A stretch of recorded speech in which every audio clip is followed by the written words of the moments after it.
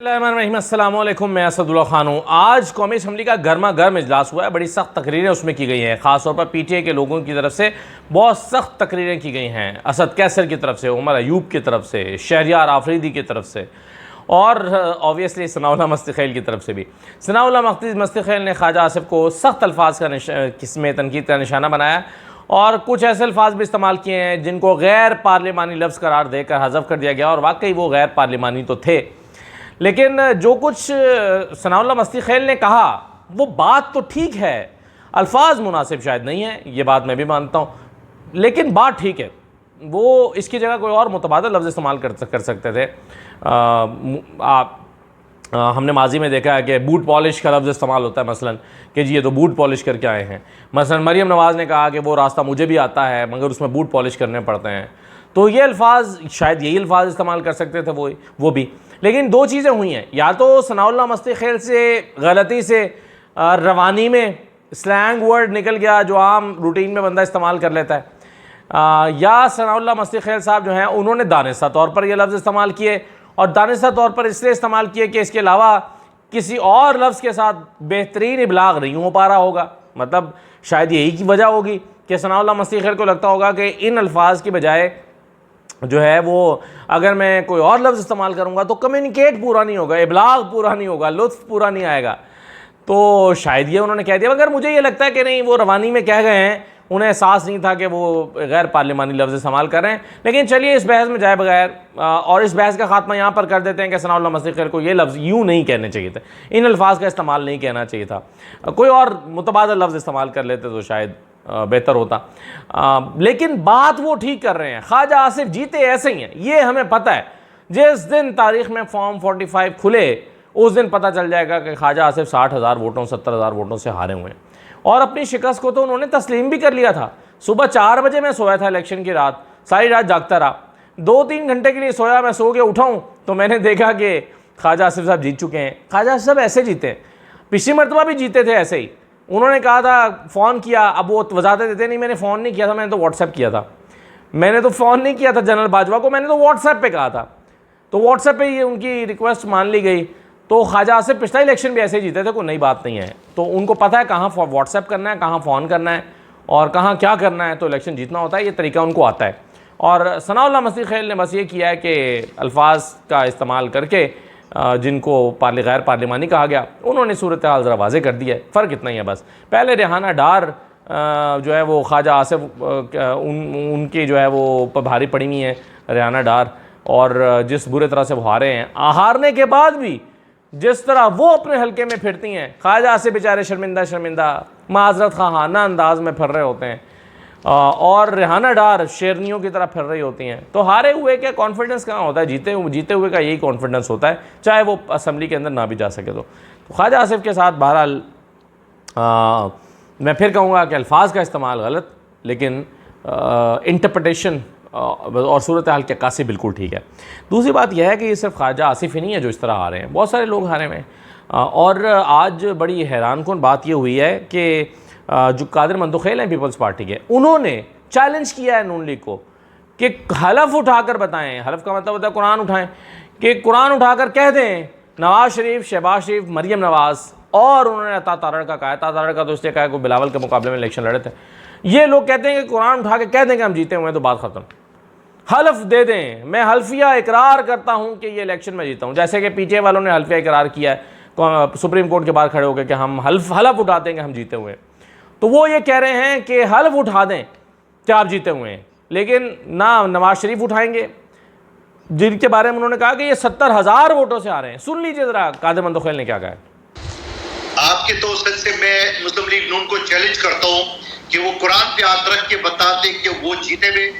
नवाज शरीफ साहब, शहबाज शरीफ साहब, खुद अता तारड़, वो भी बिलावल के मुकाबले में।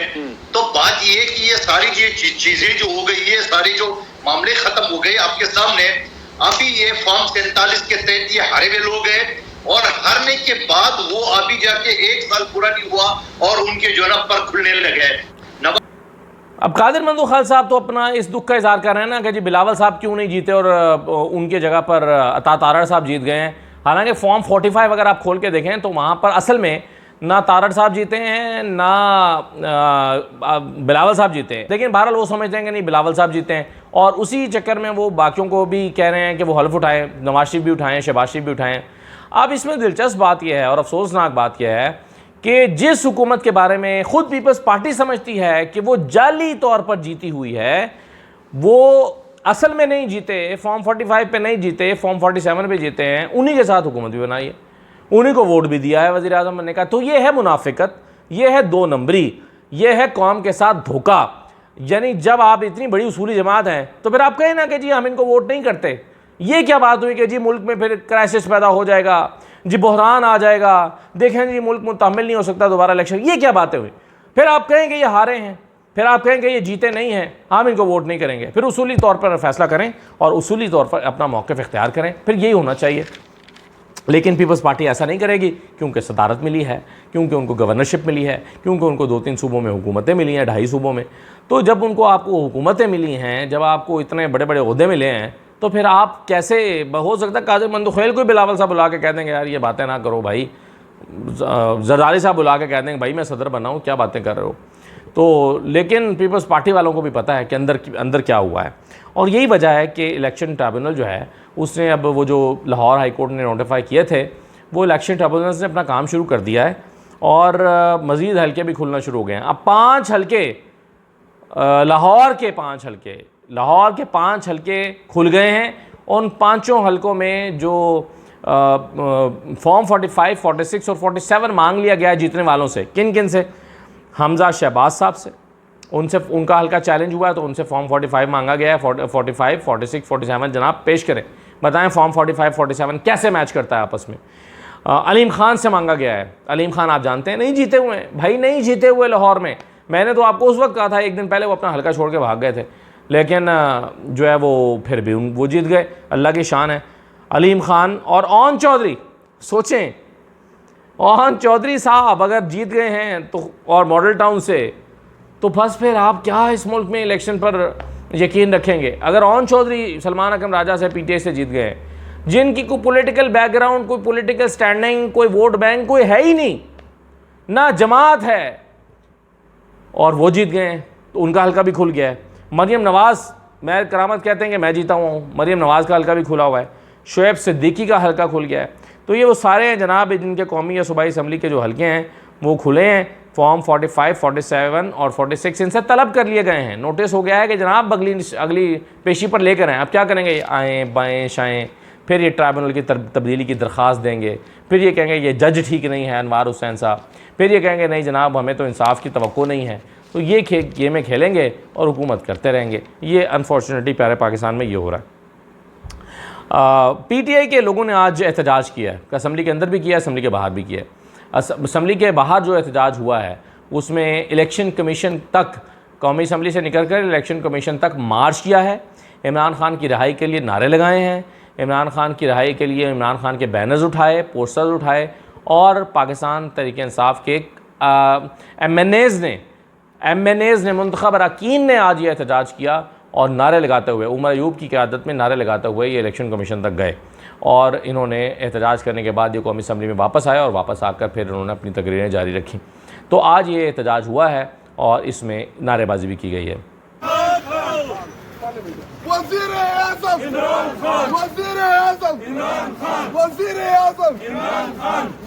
तो ये जनाब आप कुछ मनाजिर हैं आपने देखे हैं। आप ज़रा देख लेते हैं कि कौमी असम्बली के अंदर आज क्या हुआ है, क्या होता रहा है।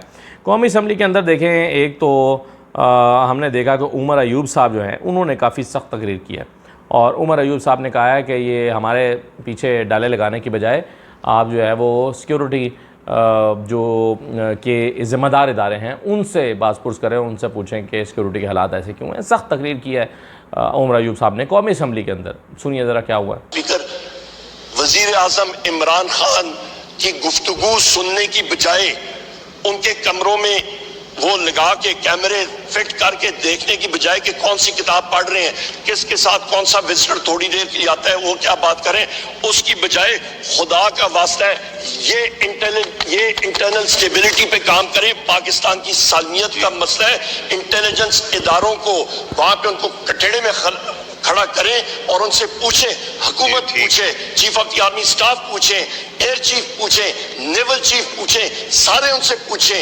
ज्वाइंट चीफ उनसे पूछें कि भैया ये इंटेलिजेंस फेलियर क्यों हो रहा है, कौन इसका जिम्मेदार है, वो वीगो डाले, टेररिस्ट के पीछे लगाएं, ना कि हमारे पाकिस्तान तहरीक इंसाफ के लोगों के पीछे। तो ये उमर अयूब साहब की कौमी असम्बली में तकरीर थी। शहरयार आफरीदी के बारे में इतला ये थी, खबर ये है कुछ लोगों के पास कि जी वो आज रिज़ाइन करने वाले हैं और वो आखिरी तकरीर कर रहे हैं। उन्होंने इशारा भी दिया कि हो सकता है आज मेरी आखिरी तकरीर हो। फिर उन्होंने अपनी अहलिया, अपनी बेटी के साथ होने वाले सलूक का कौमी असम्बली के अंदर खड़े होकर इजहार किया और बताया कि मेरी बेटी और बीवी को किस तरह से घसीटा गया, किस तरह से थानों में बंद किया गया, फैमिलीज़ की बेहुरमती हुई। बड़े रंजीदा और दुखी दिल के साथ शहर आफरीदी, अपने ऊपर तो गुजरने वाली मुश्किलात झेल लेता है इंसान, लेकिन जब दूसरों पर गुजरती है तो अपनी अहलिया पर गुजरती है, अपनी बीवी बच्चों पर गुजरती है, तो फिर अपनी बेटी पर गुजरती है तो तकलीफ़ होती है। और ये तकलीफ़ शहरयार आफरीदी के लहजे में दिखाई दी है। उन्होंने आज क्या तकरीर की है, ज़रा ये भी सुन लीजिए। मेरी रिक्वेस्ट होगी बतौर एक पाकिस्तानी मुझे सुना जाए, शायद ही आज मेरा आखिरी दिन हो इस ऐवान में। मेरी बड़ी बेटी को घसीटा गया,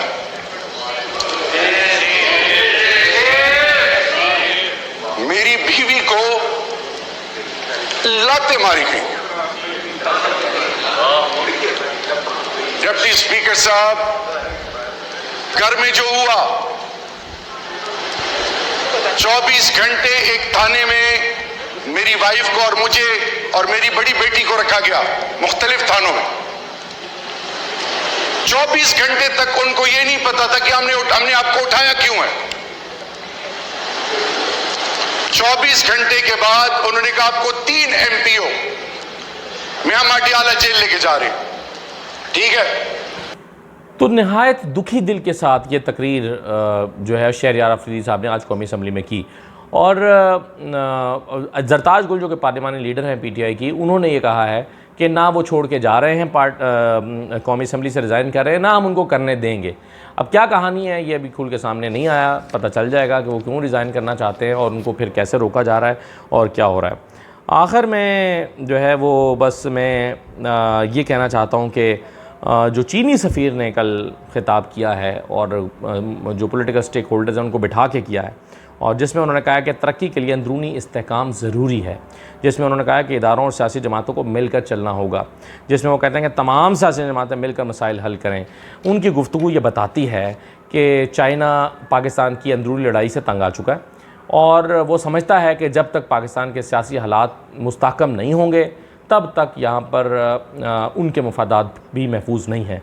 यानी चाइना को लगता है कि अगर CPEC को आगे लेकर चलना है, उसके फ़ेज़ 2 में जाना है, प्रोजेक्ट्स करने हैं, चीज़ें आगे करनी है, तो पहले भाई घर के मसाइल हल करो, घर के मसले हल करो, फिर आगे बढ़ो।